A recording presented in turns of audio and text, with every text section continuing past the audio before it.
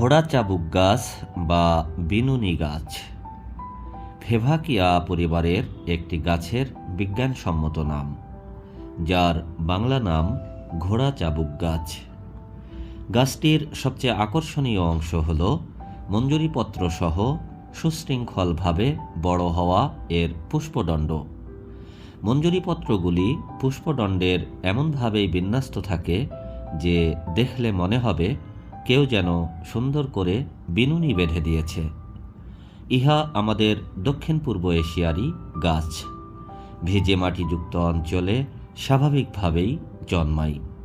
গাছটির উচ্চতা হয় 6 থেকে 10 ফুটের মতো। এর পাতার সঙ্গে পান পাতার আকৃতিগত সাদৃশ্য রয়েছে।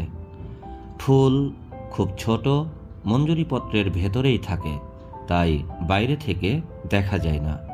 ফেব্রুয়ারি থেকে অক্টোবর মাসে ফুল ও ফল হয়। বীজ থেকে খুব সহজেই চারা তৈরি করে নেওয়া যেতে পারে।